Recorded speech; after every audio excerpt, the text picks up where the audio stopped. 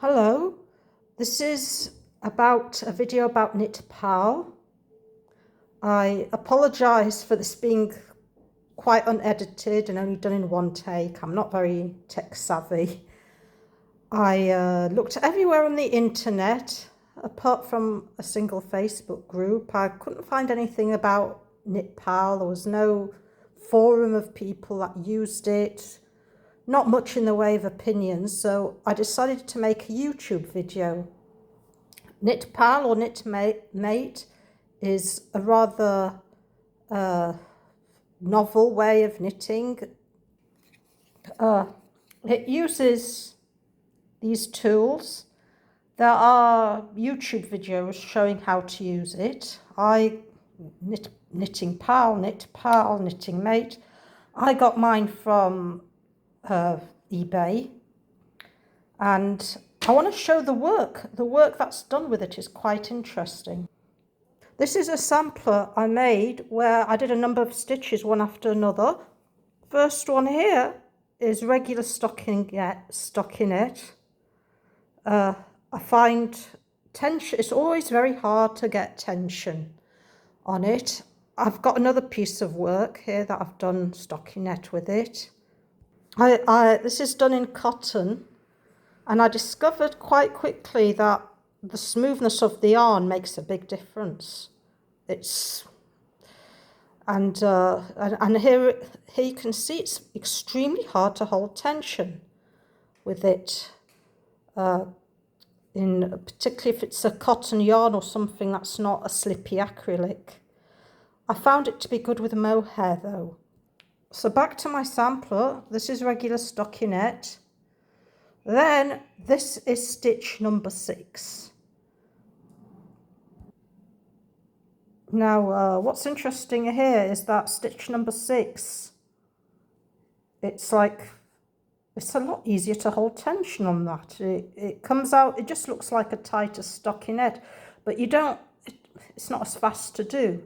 And what's particularly weird is that, this is the printed instructions that come with it. You can find them on Facebook and on the internet. It says that it can be used as ribbing, but it doesn't look anything like ribbing. And I tried it on, with more than one needle. It says it looks different if you try different needles. I don't know how. Anyway, we'll move on to the next stitch I tried. Alright, this stitch is number 8, and it's said to be really beautiful. It's supposed to look like that. And this is an enjoyable one to do.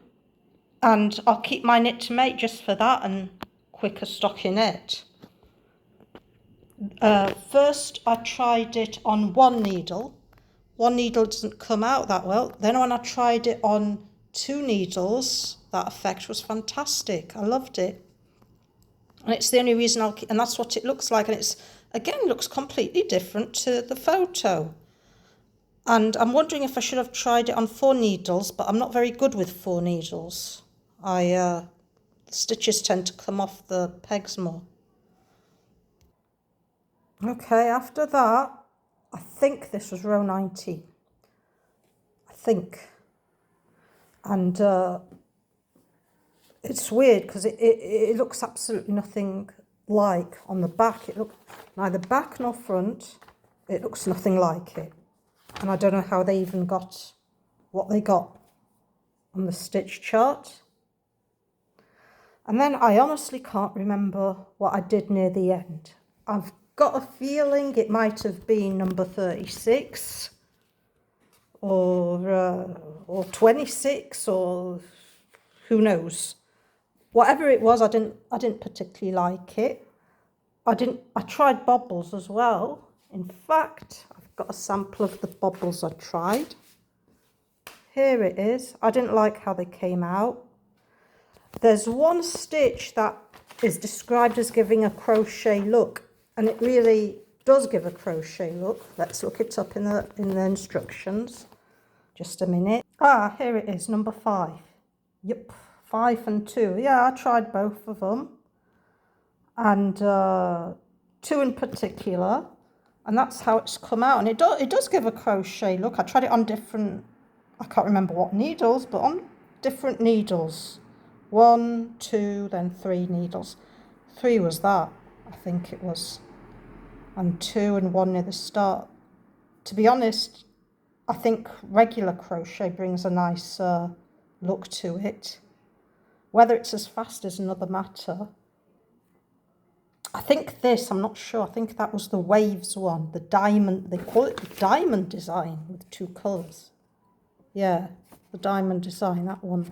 I think that's what I tried. I don't particularly like it. What did come out beautifully, and for me, was that I made that. That was, it came out actually by accident when I was planning to do a stockinette, but with 2 colours, and that was stunning. So altogether, I don't regret buying this. I don't regret buying this, but there's only about 3 stitches that work. What gets me as someone who's on a budget, but as someone who has a disability, that means I can't knit regularly for a long time, the creativity of knitting machines that existed in the past, I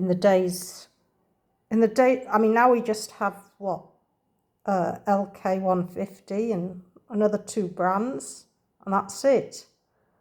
But the creativity that existed in the late 80s with KnittingPal, and then before that, all those knitting machines manufactured everywhere, from Bond to German machines, French machines in the 60s, garter stitch machine. It was just wonderful, the creativity, and you had lots of different choices.